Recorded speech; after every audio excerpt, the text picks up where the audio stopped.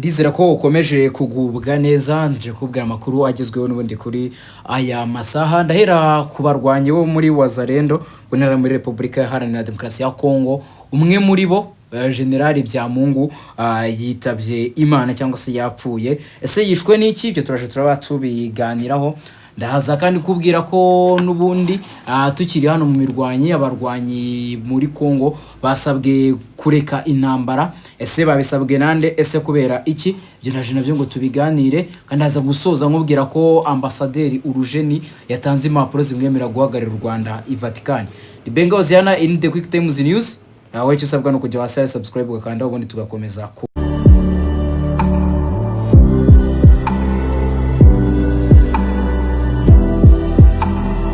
Dore hano muri Republika Iharanira Demokarasi ya Kongo, General Byamungu wo ku ruhande rwa Wazalendo yapfiriye ku rugamba.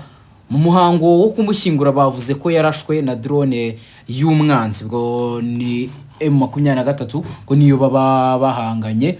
Rero uyu Byamungu nundi yapfira ku rugamba, amakuru aturuka ku ruhande rwa Mushyingwe yemeza ko yarashwe n'indege zitagira abapiloti zizwi nka drone y'umwanzi. Mu minsi yashize imirwano iri kwera mu duce nka Minembwe, Masisi n'utundi duce no muri Kivu y'Amajyaruguru yagaragayemo ibitero bikomeye bya za drone byiciwemo abasirikare ndetse bigakomerekeramo bikomeye n'imitwe irwana ku ruhande rwa leta ya Kinshasa, FARDC ndetse n'abambari bayo.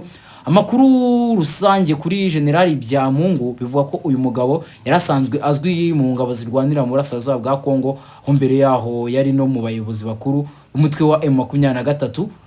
Rero uyu Byamungu akaba yamaze kuba apfa. Abwo nubwo gukomeza tugakurikirana ibijyanye n'aya makuru mu biravuga ko yaba yarahitanwe n'ubundi n'abarwanyi ba M23 yanabayemo. Boreka tutegereze turebe ibindi biza gukurikiraho. Naho Amerika n'itsinda ry'ibihugu rikurikiranira hafi bera mu karere k'ibiyaga bigari, International Contact Group for the Great Lakes ICGI, byatangaje ko bihangayikishijwe n'intambara z'imurasirazuba bwa Republika Iharanira Demokarasi ya Kongo ndetse n'ingaruka izo ntambara zigira mu karere, bisaba impande zihanganye kuzihagarika. Ibi ni bimwe mu bikubiye mu itangazo Leta Zunze Ubumwe za Amerika zasohoye nyuma y'inama yahuje Ububiligi, Denmark, Umuryango w'Ubumwe bw'Uburayi, Ubuholandi, Sweden, Ubusuwisi, Bwongereza na Amerika, yabaye kuwa 21 na 22 Gicurasi 2026. Muri iryo tangazo ICGI igizwe n'ibyo bihugu ivuga ko ishima umuhate wa Leta Zunze Ubumwe za Amerika katari n'umuhuza washyizweho n'Umuryango wa Afurika Yunze Ubumwe Fauro Nyasibe usanzwe ari perezida w'inama y'abaminisitiri ya Togo mu gushaka umuti w'ikibazo cy'umutekano muke muri Burasirazuba bwa Republika Iharanira Demokarasi ya Kongo. Ibihugu bisaba ko impande zihanganye zakubahiriza ibikubiye mu masezerano, bityo inzira yo kurwana itatanga igisubizo. Amerika na biriya bihugu byasabye guhagarika ikoreshwa ry'indege tagira abapiloti mu kwica abasivile ndetse n'ibindi bikorwa bishyira mu kaga abasivile. Agambo yabo bagize bati ICG yamaganye uguhutaza gukomeye kw'amategeko mpuzamahanga, hakenewe mu buryo bwihuse uburyo bwo gutabara abaturage, gutanga impuruza no gushyiraho bikorwa remezo bifasha abaturage. Byavuze ko hakwiye kubahirizwa inzira y'ibiganiro n'ubushake bwa politike mu gukemura iki kibazo. Byongeraho ko imirwano igomba guhagarara kandi ibikorwa byo kurengera kiremwa muntu bikiyongera. ICG yongeye gusaba kandi ko ikibuga cy'indege cya Goma na Kavumu byafungurwa kugira ngo ibikorwa by'ubutabazi bigere ku baturage bari muri Kivu ya ruguru niyo mu majyepfo. Inasaba ko impande zihanganye zashaka igisubizo cya Ebola ikomeje kwiyongera muri Republika Iharanira Demokarasi ya Kongo. Byo ni byasabwe na ICGI. Umuntu yakibaza nko kubijyanye na Ebola ko nubundi impande zombi n'intana kintu kimwe bumvikanaho ngo kigerweho biraza kugenda gute. Byo ni bimwe mu bikomeje kwibazwa n'abasesenguzi batandukanye. Ikindi kandi umuntu ashobora kwibaza kuvuga ngo intambara ihagarare, ese harakorwa iki n'uyu muryango, ibihugu biraza gukora iki kugira ngo iyi ntambara yahara mu burasirazuba bwa Republika Iharanira Demokarasi ya Kongo ize kuba yarangira. Ibyo byose nibyo gukomeza tukarebera hafi. Gusaba ikibuga cy'indege cya Goma na Kavumu ko byaza kuba bifungurwa. M23 yaje gutangaza ko nta bubasha ifite bwo kubifungura mu gihe leta ya Kinshasa ariyo yafunze ibi bibuga by'indege.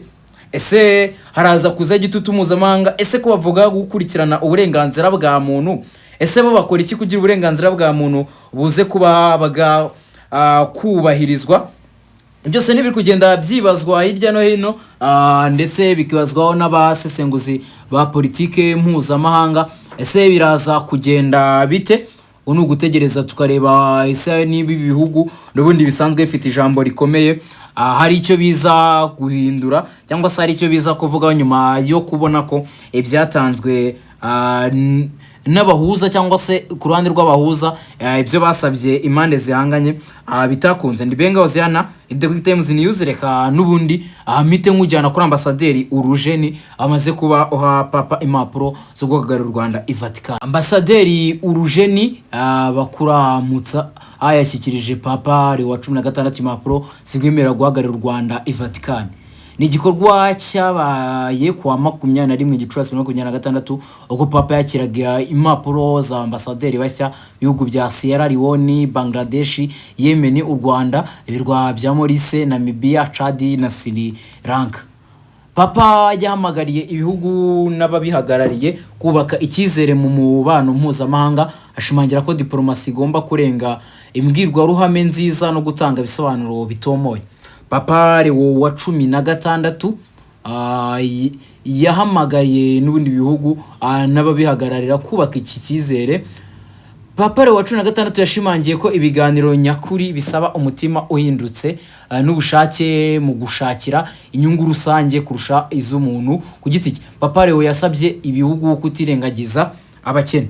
Magambo ye Papa Leo yagize ati: nta gihugu, umuryango cyangwa urwego mpuzamahanga ushobora kwiyita ko rutanga ubutabera kandi ruharagwa n'ubumuntu niba arugororera cyangwa rugereranya insinzi yarwo ku mbaraga cyangwa ubukire gusa mu gihe rwirengagiza abakene n'abatishoboye.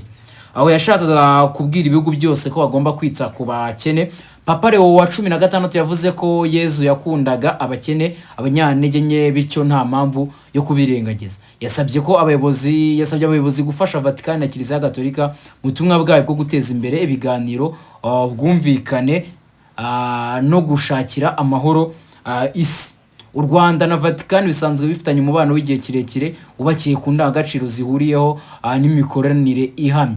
Ubwo rero ambasaderi Urujeni yamaze kuba ajya guhagararira u Rwanda. Ahubwo bavuga ati perezida w'u Rwanda mu kindi gihugu, ariko nyine nuba uruhagarariye ku buryo n'abaturage baba bari muri icyo gihugu service zose bakeneye bajya kuri ambassade.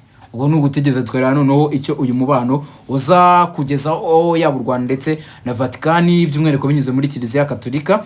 Bano gutegeza twareba. Ndi Benga Oziana, The Quick Times News. Ndagushimiye kandi subscribe nimba utarayikana.